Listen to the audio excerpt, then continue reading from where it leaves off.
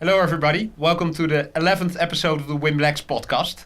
We're delighted that today with us is Ali Niknam. He, before starting an online bank, disrupted the hosting industry in the Netherlands with TransIP. And he's also the founder of the Datacenter Group. Ali, my first question to you is, how did you come up with the idea to start a bank? Well, first of all, thank you for having me. The idea to start a bank came a while back. So I had these other companies, TransIP and DCG in short, and I was mainly focused on TransIP, and I was spending a lot of time there, and we attracted a lot of great talent, and this talent grew and grew and grew, and we came to the point that I came to the conclusion that it was best for the company and also for this talent for me to step aside so they could flourish even further. Now this of course gave me a lot of time to wander around and think on what to do with my life. At the time I was still young and I had less grey hairs. Still not really visible. So. Well, you're just being charming. Well, I'm bald, so I know the problem with hair. And so, you know, I figured on what to do, and I started writing a book because this was a lifelong dream of mine, and it actually got published in Dutch. It's called Ondernemers hebben nooit geluk. Which loosely translates to entrepreneurs never catch a break. And during that book, I kind of look back on all the great things I experienced with TransIP and how it came to be that we got started with literally nothing during my computer science studies, and became the biggest in the Netherlands in just 5 years. And continue to be by far the biggest in the Netherlands, as you might know. I know, yeah. And then I came to the conclusion that I wanted to do something new, because sitting on a beach with a big boat seemed kind of boring to me. That's where you wrote your book, on that boat? No, I've never owned a boat. Okay. I'm actually quite a focused hard worker, as it turns out, and it appeared to me that I like to do two things. One, I really like to build new products that delight people, that surprise people, that people love to use. Creating new products is what I really live for. And secondly, that I wanted to do something with a material community impact. And so I wondered a bit around, maybe to do something with the environment, maybe go to Africa, do something with water. And then it dawned to me that, that's not really me. And at the same time, the financial crisis started. Exactly. And so when was this about? About 2010, 2011. Okay. And, I saw a lot of people getting hurt. A lot of my fellow friends couldn't get mortgages anymore or came into problems because of the housing prices. A lot of my entrepreneurial friends got into problems. Some literally went bankrupt because they couldn't get credit anymore. And at the same time, I saw people just being angry at each other and shouting things at each other, and suddenly all bankers were the devil, and the bankers, I've come to learn a lot of bankers, I have to say, with the exception of a few, most are not the devil. It's a system, not the person per se. It's a system. Well, there are some evil persons, but mostly it's a system. Yep. And the solutions didn't really feel like solutions to me. They were more like patchwork. And then it dawned on me like, okay, well, this is a system that is really affecting everybody in society. And it's completely clear that it's completely flawed and nobody's really solving it. So I figured, okay, let's start doing things differently so we can completely fix the system. Great. And obviously the financial industry is huge. Yes. What part of the system are you now fixing? Well, I think up until that part, and even today, all banks are roughly the same. If you go to ING, for instance, which is of course a huge Dutch bank for those who don't know, and you change their orange color to green, and you change the banners a little bit, you can distinguish it from ABN AMRO, which is another Dutch bank. Many banks offer the same products, offer the same type of service, by and large employ the same type of people. So there's really no freedom of choice. And our profound belief is that the financial crisis was a systemic crisis because there is no diversity in the system. All the suppliers are roughly the same, and as we know from nature, it doesn't matter how strong the tree is or how strong the crop is. If it's a monoculture, sooner or later it's going to run into trouble, because the way nature solves resiliency is by having a lot of diverse different crops. Maybe one grows a little bit more when it's sunny, maybe the other grows a little bit more when it's rainy, and so the balance as a whole is very stable. And so what we try to do with bunq is to do things differently. So for the first time in a very long time, there's the freedom of choice. You have all these traditional banks, you have ABN AMRO, you have ING, you have Rabobank in the Netherlands. If you go to Germany, you have Deutsche Bank, Commerzbank. Well, all these guys, you know, I would all categorize them as traditional banks where you roughly get the same experience on the one hand. And then you have bunq, Bank of the Free, where you get this completely different service, completely different product, completely different user experience. And so for the first time in a long time, you as a user are able to choose between, do I want to stick with the old dinosaurs that offer a certain benefit, or do I want to go with new guys that offer me the freedom of choice, that empower me to do whatever I want, that help me save time, that allow me to, you know, do everything from my mobile phone, so I never have to go to the bank branch? Or, and this is also a solution, do I want to use both? Use one for a certain group of things and use the other for a different group of things. And so you said, well, we eliminate the retail network of banks. You're able to manage all your banking affairs with a mobile app.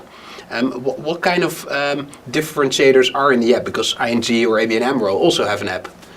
Yes, well, I think it's not. The goal of bunq is not to eliminate the retail branch of the banks. The goal of bunq is to supply a completely different user experience, a user experience where you are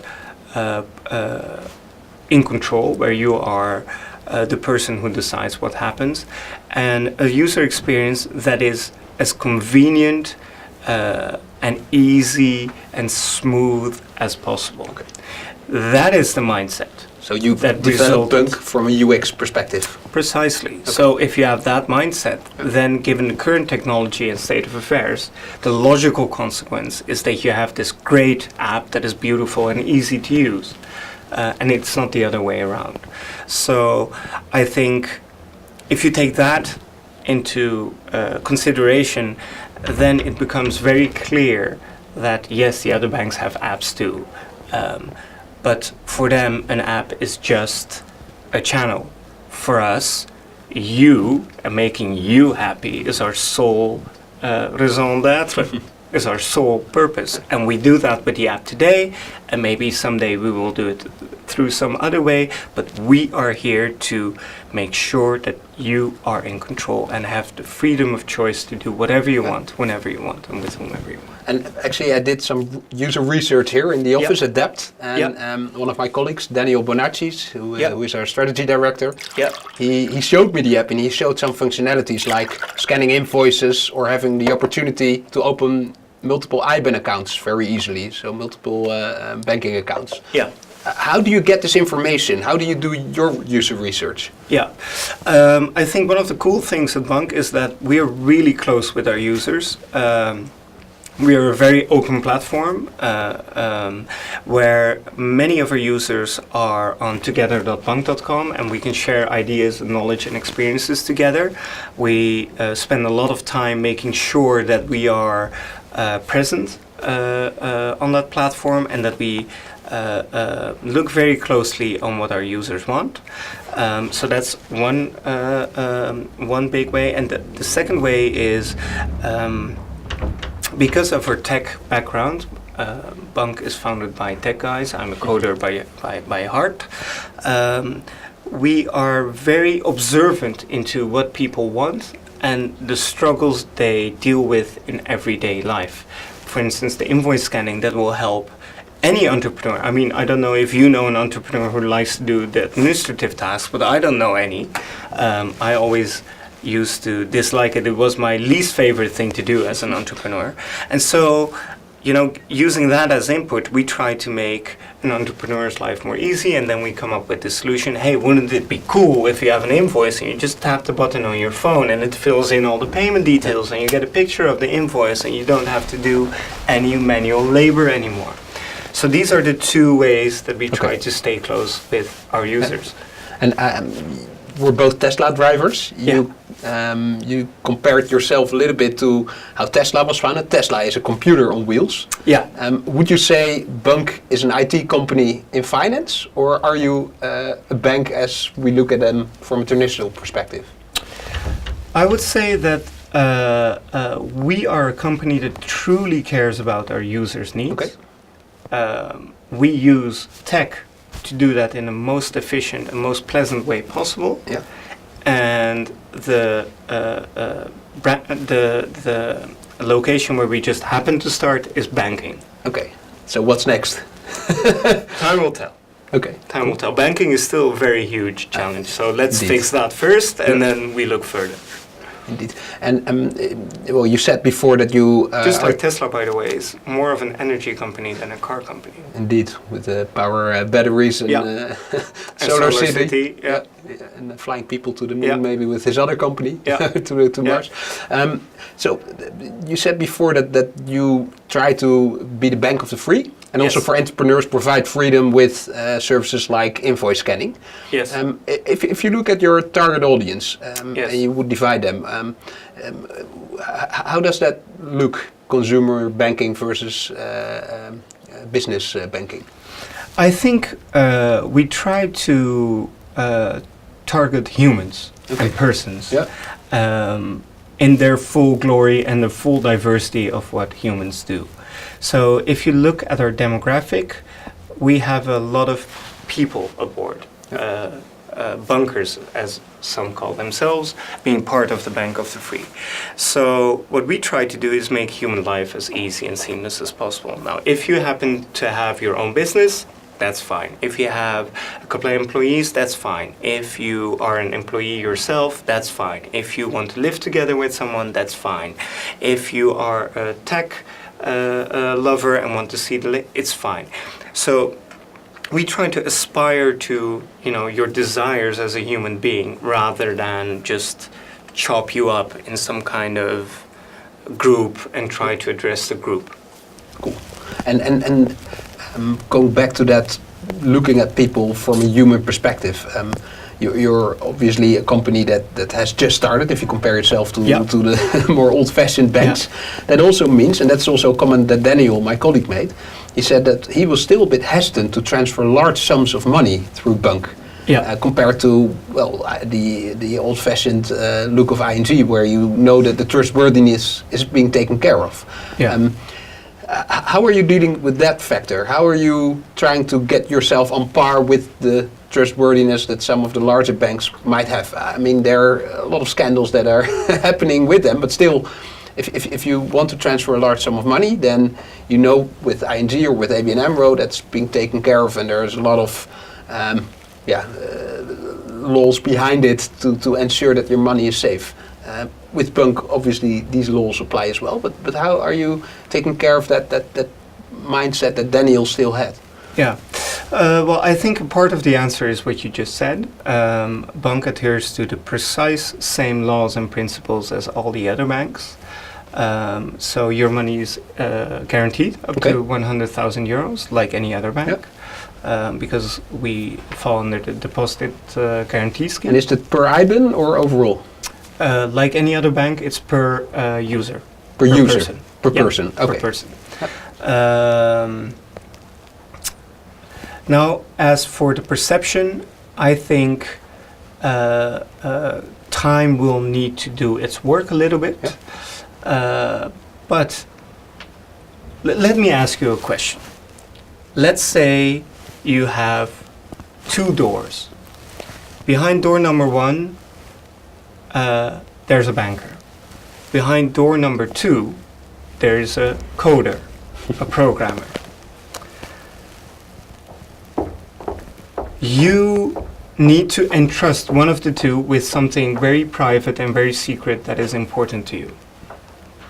It might be money, it might be something else. It might be your privacy, it might be, you want to share something with someone. Which of the doors would you pick?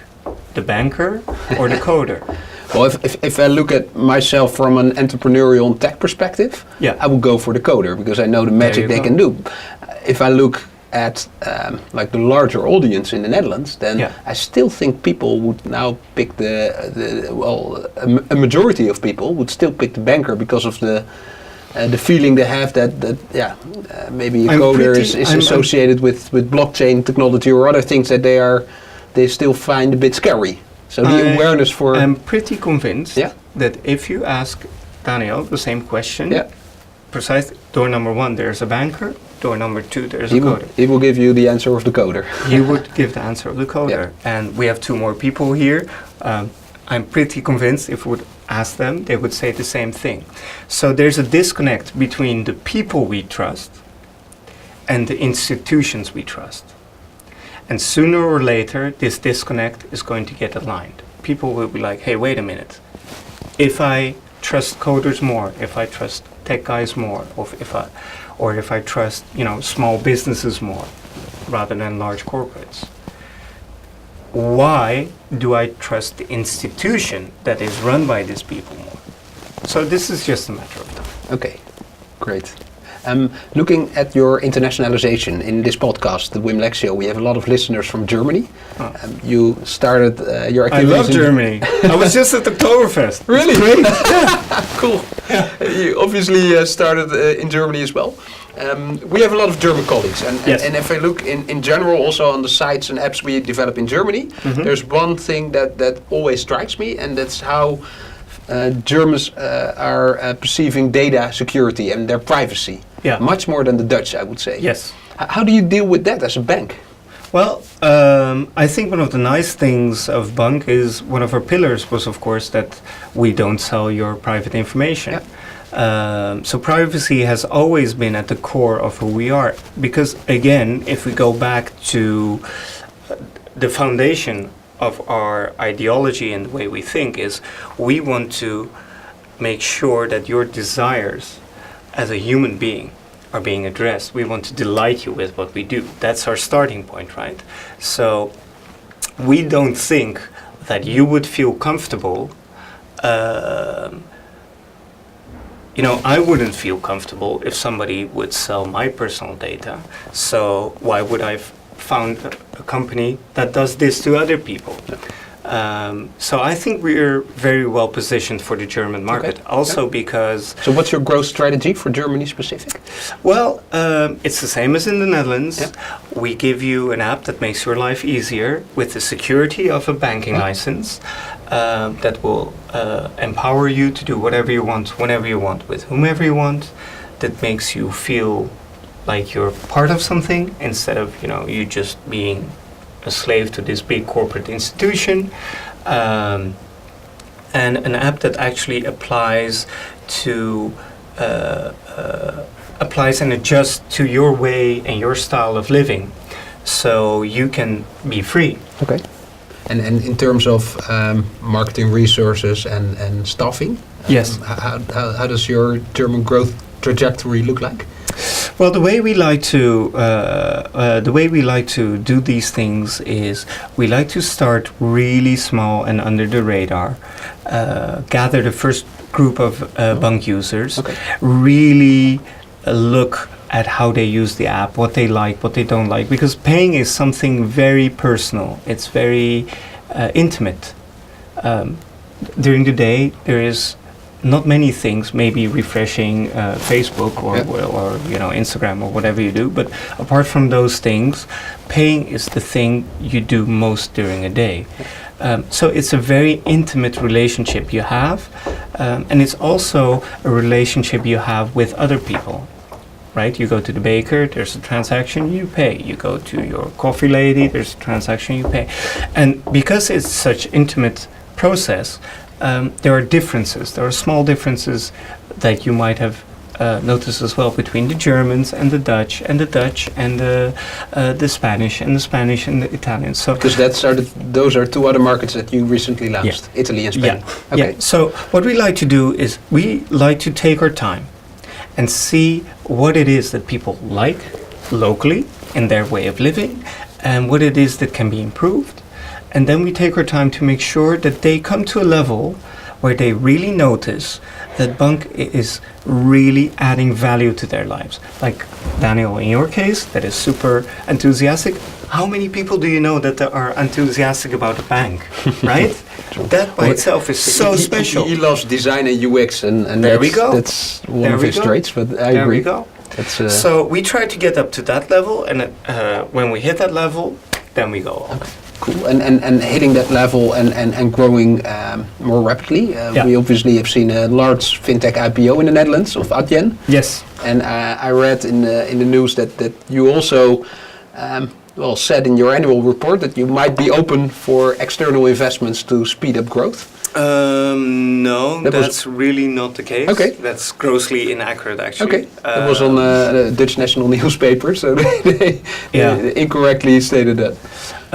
Yes. First of all, it wasn't in our annual report. Second of all, what happened is that I got asked, hey, what if someday an investor would knock on the door? What would happen then? I said, well, I won't say no upfront to anybody because I think that would, I don't think it's a smart thing to say no upfront to anything. I mean, you have to consider your choices, but the chance of us attracting investors at the time is not very big. Okay. That's what I said. And so you're still financing it yourself now? Yes. Okay. And that got turned into bunq is open for investments, and that made all the headlines. Because we're such a loved brand in the Netherlands, people pay a lot of attention to what we do. And you're a well-known figure here as well, so I imagine that helps as well. Yeah. And so you plan to finance your growth strategy in Germany, in Spain and Italy yourself? It depends. Okay. It depends. There too, we do what makes sense. Okay. So up until now, because we like to take our time and make sure that you as an end user get this amazing experience that you can't have anywhere else, we decided to fund it ourselves. Okay. Or I decided to fund it myself, to be more precise. Because I like to have the space and time to really invest in that relationship with our end users. Now, traditional investors, there's nothing wrong with that, but of course they have a different goal in mind. They just want to have a return on their investment within 3 to 4 years, sometimes 5 years. That has to match with the state of the company that you're in. Okay. So if I would have done that 5 years ago, they would have expected a return by now, which is, I think, way too early. My horizon is way longer. I want focusing on growth now. I'm focusing on growth by making our end users happy, and this is the fundamental thing. Yeah. And in terms of, you talked a lot about end users and also your view on growth and finance, and also how you start small but really get the information you need in other markets. Looking at your company and the people that work at your company, how many bunkers are there right now? We are about 90 people now. 90 people? Yeah. How do you call them? Bunkers? Well, that's an interesting thing by itself, because we started to call ourselves bunkers inside of the walls, but then we noticed that many of the users that use bunq also call themselves bunkers. So there too you see that the community, and it's all very much intertwined. Yeah. Oh, nice. And looking back at the bunkers that work in your office, what I could see from the outside is that you're like an inspirational figure and also a hardworking figure. So you probably request most of your people. And if you read some comments on Glassdoor, there are very positive ones. But also some people who say that it's really like a work hard, play hard culture. What kind of people do you think thrive best at bunq? Well, I think work hard, play hard really sums it up well. I think you can compare us to the special forces. So we have a lot of very bright, very determined people. Okay. Just last night, I had an appointment at 9 and somebody came in and he noticed this energy and this vibe that is present at bunq. Yeah. And that is very special. We have a lot of people who used to be top athletes or top musicians. So that's really the mindset you have to have at bunq to thrive and succeed. And the flip side to that is that if you have that mindset, there are not that many companies that really embrace that and provide you with an environment where that is appreciated and cultivated. So if you know people with that mindset, please let them know there's one company in the Netherlands where they are very much appreciated. Cool. And what's the average age at bunq? I believe it's 28 now. Okay. Are you looking for talented youngsters, or are you mostly finding a nice balance between also experience and talent? Well, we don't believe in a dogmatic approach at bunq. So we are looking for talented, dedicated, bright people. If you're 16, we've had 16-year-olds, that's fine.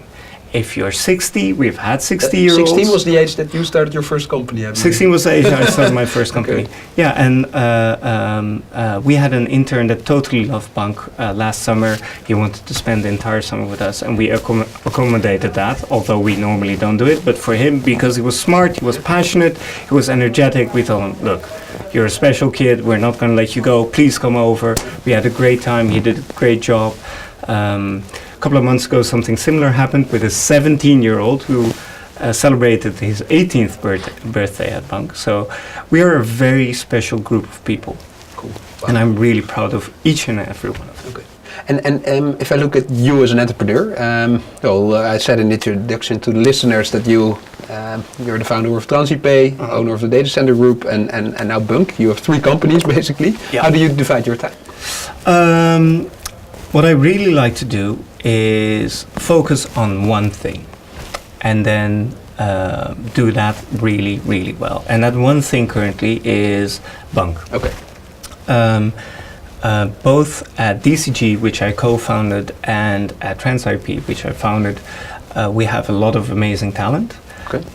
And I like to work with people I trust and I rely on for a longer period of time.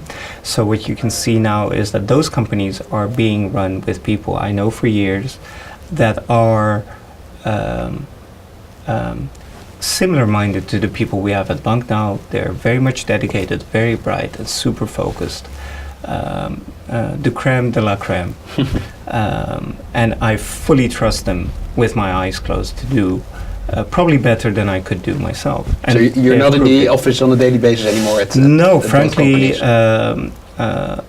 I'm very much ashamed because I still am very much emotionally attached to both companies, but I'm very much ashamed that I don't have the space and time to visit them more often. I think because TransIP has 4 offices now since our latest acquisition. I've been doing my best to visit the new offices, but I haven't been able to do so. And if there's one thing I really dislike of my current situation is that I don't have more time to spend with the people I like. It's always a challenge as an entrepreneur when you're so focused on Yes. delivering quality on one thing. Yes, you can't have it both ways. So. True. Yeah. We are starting to wrap this conversation up. My final question is, what do you see as the key challenges for bunq to succeed in this fintech world? I think the key challenge is the mindset that we discussed earlier. I think that I would like to ask many people who hear this or who hear something about bunq from a friend to give it a try. You can try bunq, no strings attached. You get the app within 5 minutes. You get to experience all the amazing things that makes bunq bunq. If you use it properly and you really use it, you start to see how it makes you feel free, so you can be part of Bank of the Free. Use it, It's completely free the first 30 days. Use it, be part of it, experience it, and then decide whether it's for you or not. Cool, great. Well, thank you so much, Ali, for being in this podcast. Thank you for having me. Great insights for our listeners, and I'm one of those persons that will try the app for 30 days and experience if I'm one of the bunkers for the future. So thanks again. This closes the 11th podcast of the WimLex Show. Thank you for listening.